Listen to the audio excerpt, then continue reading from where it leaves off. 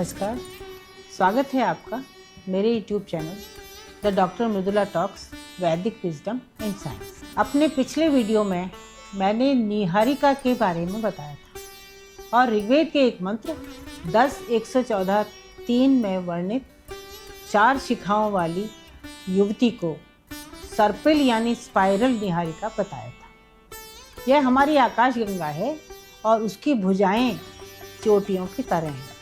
वहाँ यह भी बताया था कि निहारिका में उस समय तारे बन रहे थे और ऐसा लगता था कि तारे बरस रहे हैं। इन्हें मंत्र में वृषण सुपर्ण कहा गया था। ये तारे निहारिका में मौजूद थे। उन सुपर्णों में से एक सुपर्ण के बारे में अगले मंत्र में बताया गया है। देखते हैं यह सुपर्ण कौन सा तारा है। आज हम उसी मंत्र को लेंगे जिसमें एक सुपर्ण के बारे में बात की गई है। पिछले मंत्र में सुपर्ण शब्द बहुवचन में था, यानी बहुत सारे तारे। यहाँ ये एक वचन में है, तो यहाँ इन तारों में से एक की ही चर्चा है। इस मंत्र में कहा गया है, एकः सुपर्णः स समुद्रम आविवेश य इदं भुवनं विचष्टे तम पाकेन मनसा अपश्यम माता रेलिह स उ रेलिह मातरम। एक है सुपर्ण स समुद्रम आविवेश, एक सुपर्ण जो समुद्र में प्रविष्ट हुआ। या इदम भुवनम विचष्टे, वह इस भुवन को देखता है, उसको पाक मन से देखा। माता रेली, माता उसे चाहती है। स उ रेलिह मातरम, वह माता को चाहता है। तो ये जो एक सुपर्ण है ये उन तारों में से एक तारा है। और वह तारा कौन सा है? ये हमारा सूर्य है। यह समुद्र में था। ये समुद्र क्या है?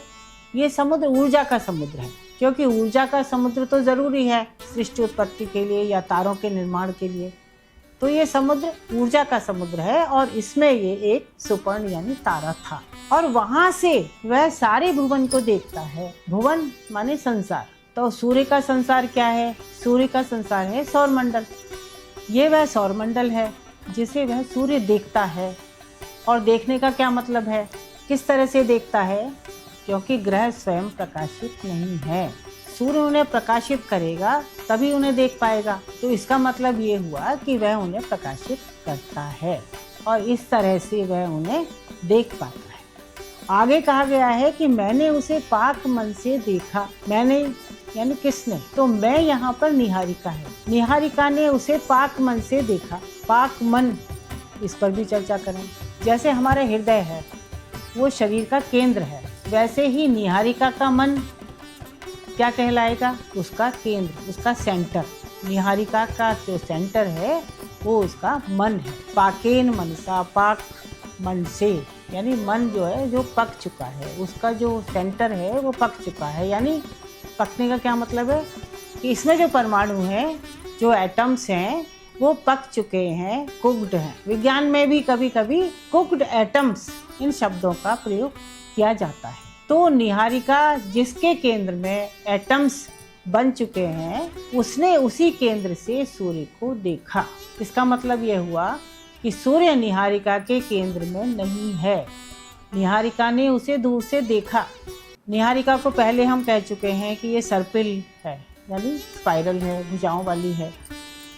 यदि सूर्य केंद्र में नहीं है तो निश्चित रूप से वह किसी एक भुजा पर होगा और भुजा पर होने के कारण ही निहारिका द्वारा उसे केंद्र से देखने की बात की गई। विज्ञान में भी कहते हैं सूर्य निहारिका की सर्पिल भुजाओं में से किसी एक भुजा पर स्थित होता है। मंत्र में आगे कहा है कि माता उसे चाहती है और वह माता को। सूर्य को जन्म देने के कारण निहारिका उसकी माता है और सूर्य उसका पुत्र है। रेलिह शब्द में रिह धातु है जिसका अर्थ है चाहना। तो माता निहारिका उसे यानी सूर्य को चाहती है, यानी आकर्षित करती है। इसी तरह से वह यानी जो सूर्य है वह भी माता को चाहता है, यानी निहारिका को चाहता है। वह भी उसे आकर्षित करता है और इसी कारण एक दूसरे से दूर नहीं जाते। सूर्य उसका चक्कर लगाने लगता है आकर्षण के कारण। इस मंत्र में हमने देखा कि सूर्य निहारिका की भुजा पर है और वह सौर मंडल को प्रकाशित करता है। इसी तरह के और मंत्र लेकर और उनकी वैज्ञानिक व्याख्या लेकर मैं फिर आऊँगी। देखते रहिए मेरा YouTube चैनल और इसको सब्सक्राइब भी करते रहिए।